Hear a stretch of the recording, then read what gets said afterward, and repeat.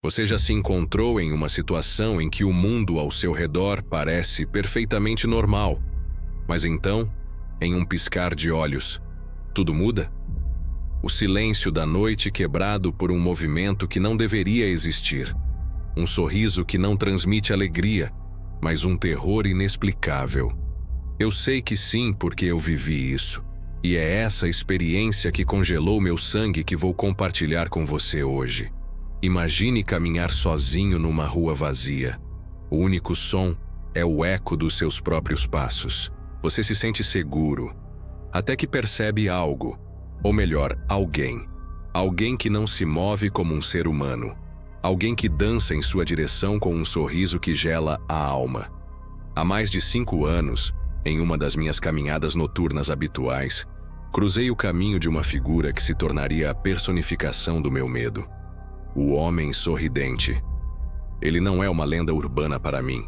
Ele é uma lembrança viva de que, às vezes, o maior terror não é o que nos ameaça, mas aquilo que simplesmente não conseguimos explicar. Prepare-se. Vou levar você comigo, minuto a minuto, por aquela noite. Quero que sinta o que eu senti.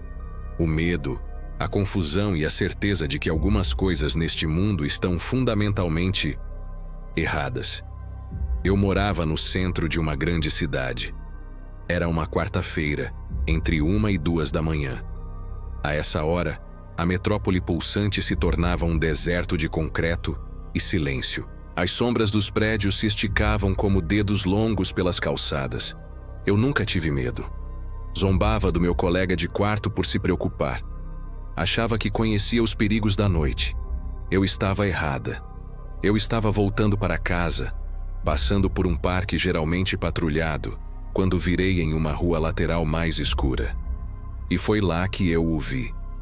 No final da rua, sob a luz amarelada de um poste distante, a silhueta de um homem, dançando. Era uma dança estranha, como uma valsa bizarra e quebrada. Ele dava 3 passos para a frente, e no final, um passo estranho para o lado. Ele estava dançando andando na minha direção. Meu primeiro pensamento, bêbado. Por instinto, me afastei para o canto da calçada, para dar espaço. Mas quanto mais ele se aproximava, mais eu percebia a estranha graça em seus movimentos. Ele era alto, magro, e usava um terno velho e amarrotado.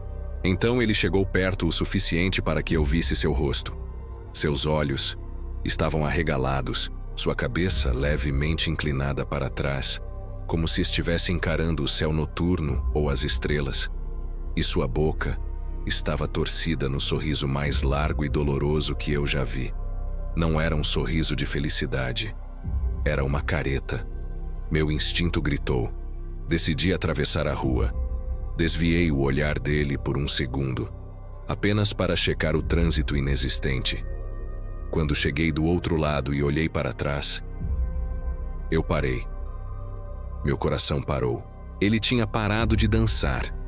Estava em pé com um pé na rua perfeitamente paralelo a mim, imóvel.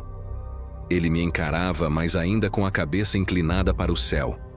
Aquele sorriso grotesco ainda lá. O pânico começou a borbulhar. Eu continuei andando, mas sem tirar os olhos dele.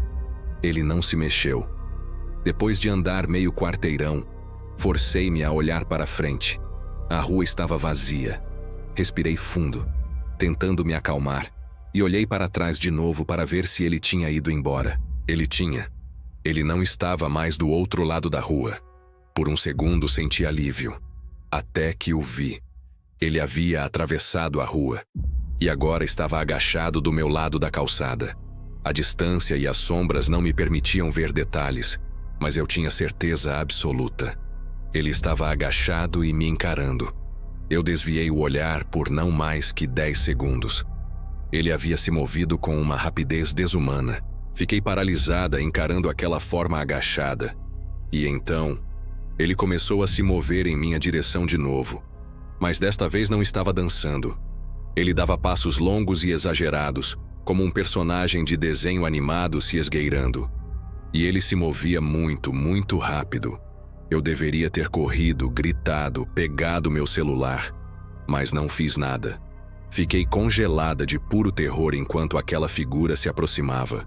Ele parou de novo, a uma distância de um carro de mim, ainda sorrindo, ainda olhando para o céu. Quando minha voz finalmente voltou, tentei soar imponente, perguntar: "O que você quer?" Mas o que saiu foi um gemido patético. "O quê?"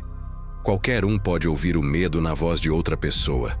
Ele certamente ouviu, mas não reagiu. Apenas ficou ali, sorrindo. Depois do que pareceu uma eternidade, ele se virou, muito lentamente, e começou a dançar para longe, da mesma forma bizarra de antes. Sem querer virar as costas para ele, eu o observei se afastar até sua silhueta ficar pequena. O alívio finalmente me inundou. Mas então notei algo. Ele não estava mais se afastando. Eu observei, horrorizada, enquanto sua silhueta distante começava a crescer, a ficar maior e maior. Ele não estava dançando, ele estava correndo, correndo na minha direção, e eu corri como nunca havia corrido na vida, saindo daquela rua escura para uma avenida mais iluminada. Olhei para trás uma última vez. Ele havia sumido. O resto do caminho para casa foi uma tortura de olhares por cima do ombro, sempre esperando ver aquele sorriso estúpido, mas ele nunca mais apareceu. Aquela noite mudou tudo. Mas com o tempo, a pergunta que mais me assombrava não era: ele ia me machucar? Mas sim, o que aquele homem queria? A verdade aterrorizante, eu acho, é que ele não queria nada. Não foi o medo que ele me causou que me perturba até hoje. Foi a sua completa e total indiferença. Ele não buscava uma reação. Ele não parecia ter intenções. Ele se movia por uma lógica que não pertence a este mundo. Pense nisso. Ele me observava não como um predador observa sua presa, mas como um cientista observa um inseto, com uma curiosidade fria, desprovida de emoção. E isso me levou a uma conclusão apavorante. Talvez ele não fosse uma aberração no nosso mundo. Talvez ele fosse perfeitamente normal, em um mundo que não é o nosso. E o terror que eu senti foi simplesmente o resultado de duas realidades incompatíveis se cruzando por um breve e terrível instante. Essa percepção é pior do que qualquer monstro.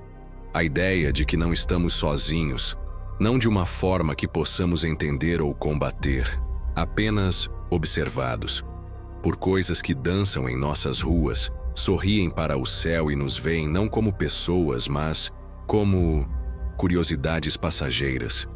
A imagem daquele sorriso nunca me abandonou. É um lembrete constante de que o universo não se importa conosco. Ele é vasto, estranho e cheio de cantos escuros onde coisas que não entendemos dançam suas próprias danças. E é essa sensação de vulnerabilidade cósmica que eu quero deixar com vocês. Agora eu pergunto a vocês: já tiveram algum encontro inexplicável? Algo que desafiou sua lógica e deixou uma marca? Compartilhe sua história nos comentários abaixo. Vamos criar um espaço para discutir esses mistérios que nos cercam. Se você gostou desta narração e quer explorar mais o terror do desconhecido, não se esqueça de se inscrever no canal e ativar as notificações para não perder os próximos relatos. E lembre-se, da próxima vez que você caminhar sozinho à noite e sentir que está sendo observado, talvez o observador não queira absolutamente nada de você. E isso talvez seja a coisa mais assustadora de todas.